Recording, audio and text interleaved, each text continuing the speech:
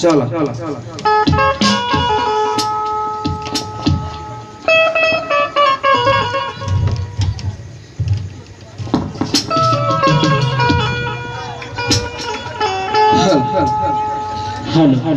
Hello जी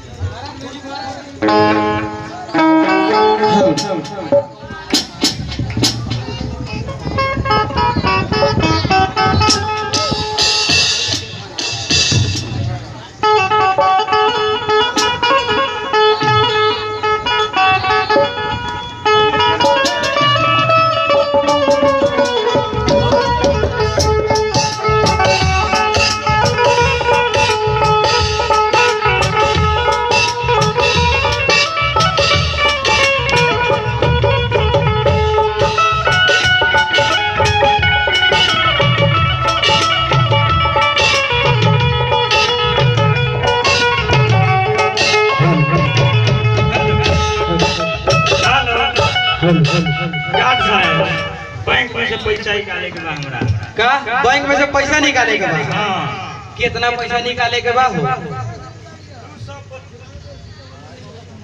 250 रुपया 260 रुपया निकाले के बा। हाँ अच्छा है ना सुनो हेम है जा हाँ। 2 नंबर खिड़की पर हाँ। मैनेजर साहब बैठल बानी जा उनकरा से निकलवा ली। ठीक है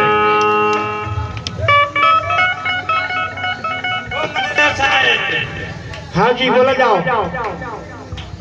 पैसा निकाले के बा का पैसा निकाले के बाद हाँ तनका चेक करके बताई कितना पैसा बा। आधार कार्ड दिया हो हमरा लगे आधार कार्ड कहाँ बा आधार कार्ड हो भतार कार्ड हाँ ई भतार कार्ड का होला भाई आधार कार्ड का होला मैं की जाना ना आधार कार्ड दी आधार कार्ड होके तो दी हम पैसा निकाल देता नहीं तुरंत आधार कार्ड कैसा रहला मैं की जाना आधार कार्ड बचाएं तो बोल बड़ी ऐसा आदमी के फेर में पड़नी ए भाई जौन बात तो जवन बा जवन दी हां हां हां आ नायका नहीं क्या है जौन पर फोटो हुआ रहेला ओ अब मोदी जी बनवैले कौन हां दे ना तो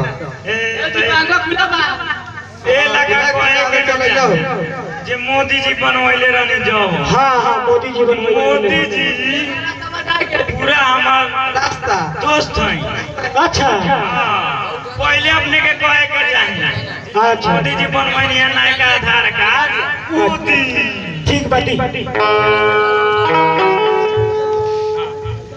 लिया आ जाइए दुकान हे बाबा हां हां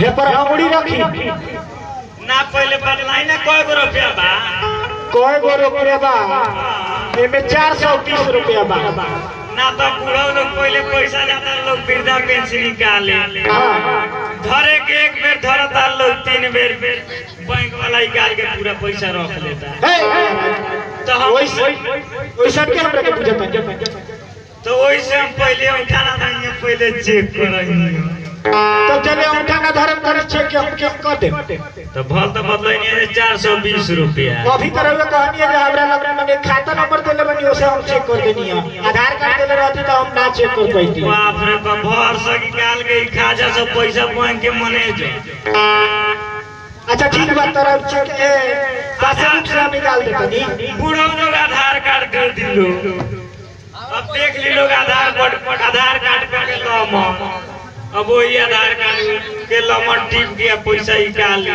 बाद में कहलो जे हम ठा ए महाराज क्या कहता नहीं ऐसा बात हां बोली के पा उठा धरे के बाद हे परदारी के पा हे तो बोली ठीक तू आदमी इस पे रखना है यहाँ रखना है इस पे रखो स्कैनर पे हाथ रखो अच्छा मगर हो हाँ ठीक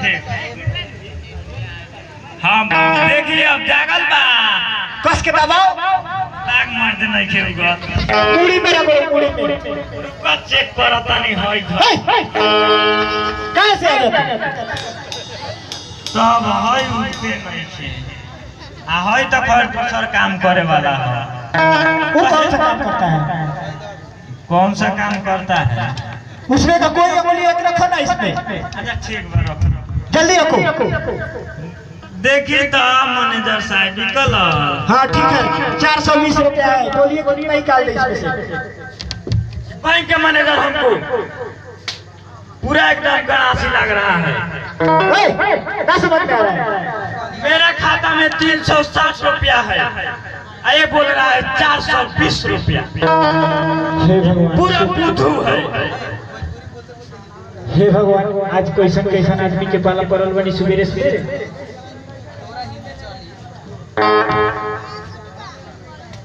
अरे इसमें 420 रुपया है तो तुम बोल रहे हो 360 रुपया है। सुन ले लोगन, 360 रुपया बा, 420 रुपया बोला तारो। कोनो सर्च में ना ले हम 420 रुपया, जब ले तो 360। लागत है इनके के करे भाषा में हमारे पढ़ाई करी। हेलो, का बाल मैनेजर साहब? अरे सुबेरे सुबेरे आदमी मेरा दिमाग खराब कर दिया। पैसा निकल गए? कहाँ निकल गल? हमार बात दे देनी पैसा। 360 रुपया ऊपर में 420। सुनो ना, चलो कम होकेला ई बेसी होकेला, सब चपाटे हवा का। जाए दो, हमरा कमे चाहिए, हमरा ज्यादा ना चाहिए। ठीक है, आओ। तू अपन 260 रुपया लो अपना घरे जा। दोसर ऐसे जे हमर बाप पानी नहीं तो प्राइवेट स्कूल में पढ़े वाली सरकारी में ना। अच्छा, लागत हमारा वही सही बा। ठीक बा, पैसा इसमें से 360 रुपए निकाल देना है। ठीक है, चलिए एक बार और उठा रखिए। सुपरवाइजर साहब, गौर साहब, एक बेर रख देले बानी। हमरा पैसा निकाले के वो तो चेक करने के लिए रखे थे। जमा करे के बाद जमा करे के पैसा जमा करे। हाँ हो गया। तो एगो काम करी, चलिए अपना कैश लीजिए और जाइए यहाँ से। मेरा सुबह सुबह खूब जमा करवा ली। वॉचमैन चली जाई 360 रुपया मिल गल, साले के बुढ़ा बना दिल बानी है। हाँ हाँ, बहुत हमको चूना लगा दिया। जब गणासी के जाली दाना। हाँ, वॉचमैन इसको बाहर निकालो जल्दी। चलो दाना।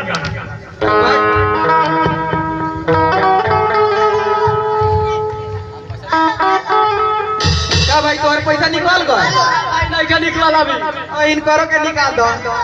इन करो का निकल पैसा अच्छा, आधार कार्ड बा भाई? मोबाइल से निकाले के बाद। ठीक बा, QR स्कैनिंग कोड बा, एक स्कैन करो और जितना अमाउंट डाले के डाल के सर्च मारो।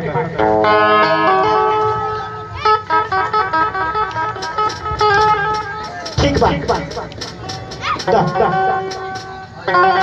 हाई हमारे स्कैनिंग कोड हो गए। एमे अमाउंट डाल के अपन कोड डाला, हमरा में ट्रांसफर कर दा, हम तोरे के कैश दे देता।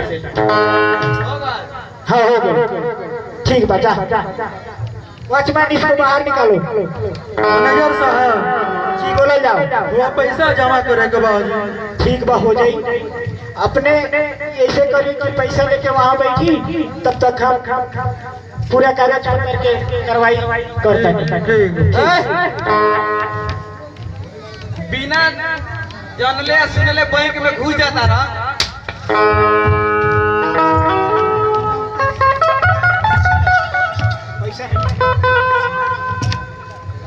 पैसा इनका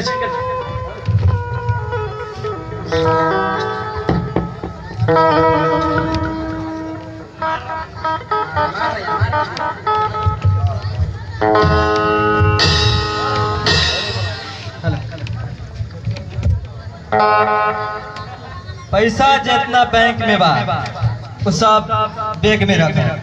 काहे? बैग में रखे कहा तानी पैसा काहे? बैंक हम लूटा नहीं। बैंक ऐसे हमरा जिंदगी में ई बैंक पैसा जमा करवा बैंक में गोली मार। हमरा रहते देखिए, ई बैंक में गरीब मजदूर कितना पैसा मेहनत कर करके और हमारा बैंक में जमा कैले बा। हम ऐसे कैसे जमा कर दी? बैंक में रख दी। काल और करनी सीता जैसन सबके हरनी। हमरा सामने जे आवेला ओके सबके हम मरना।